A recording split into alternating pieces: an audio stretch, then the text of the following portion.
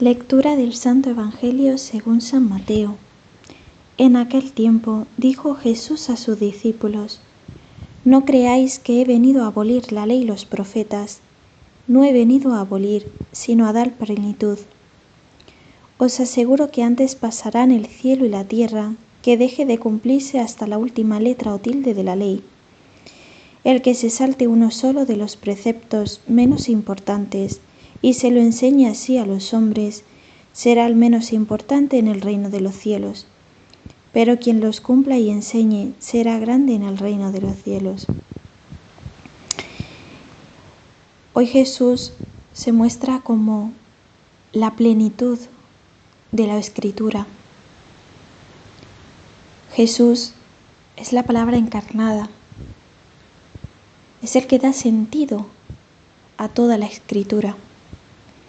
El Antiguo Testamento, la historia de la salvación, habla todo el tiempo de Jesús, del Mesías. Y Jesús dice que esa ley que Dios dio en antiguo, Él no viene a quitarla, sino a darle plenitud, porque la ley en sí, sin Jesús, es una letra muerta, pero Jesús es el sentido de la letra.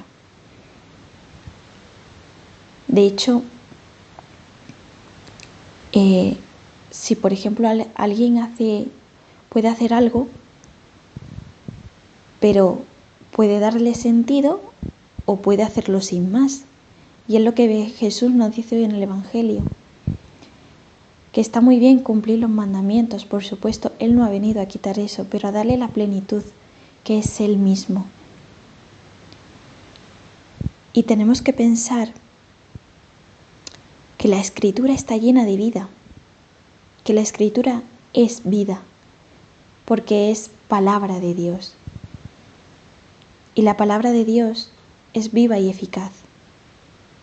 Jesús, que es el Verbo hecho carne, nos habla del Padre. Esa palabra es la imagen del Padre.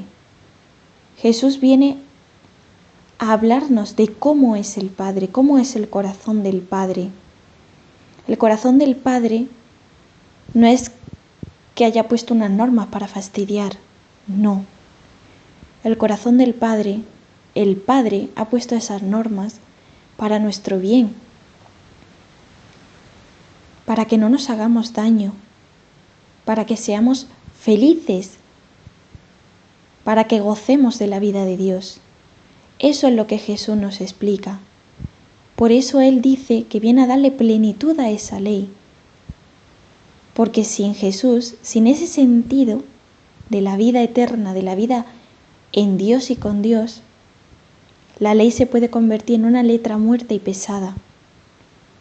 De hecho, los fariseos cumplían y cumplían, pero ¿qué tenían en su corazón? Totalmente vacío, totalmente duro.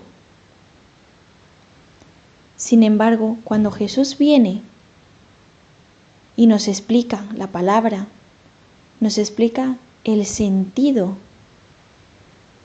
ya la cosa cambia, ya es distinto, porque ya todo es agradar al Padre, hacer la voluntad del Padre, que no es otra sino que nos amemos, que le amemos y que seamos felices.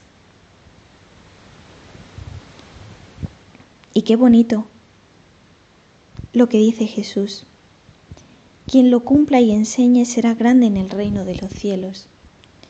Nosotros los cristianos estamos llamados a proclamar el Evangelio a toda la creación. Lo dice Jesús cuando resucita: id a todos los pueblos y proclamad.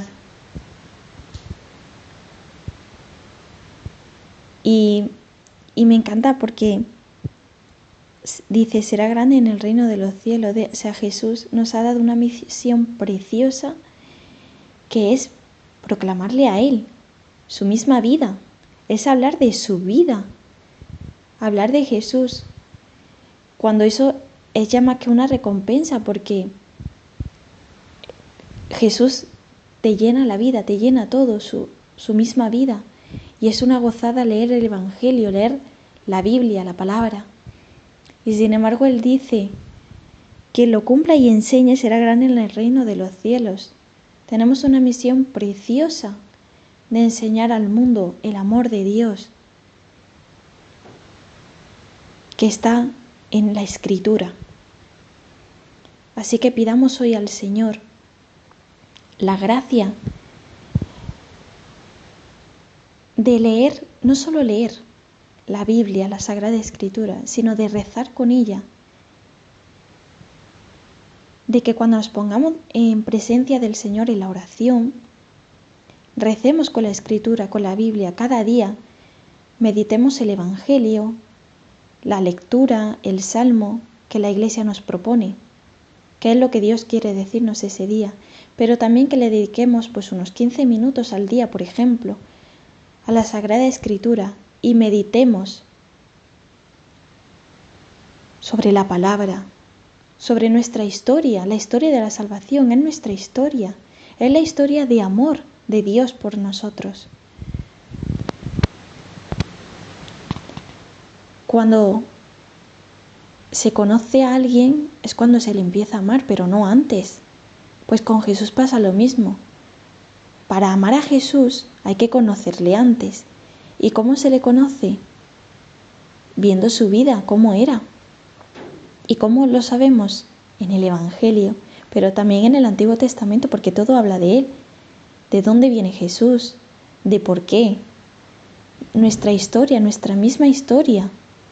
Así que pidamos hoy al Señor esa gracia de que nos ilumine con su palabra, de que le descubramos en la Sagrada Escritura, de que como la Virgen, aprendamos como la Virgen, a guardar esa palabra en el corazón, rumiarla en el día y cumplirla.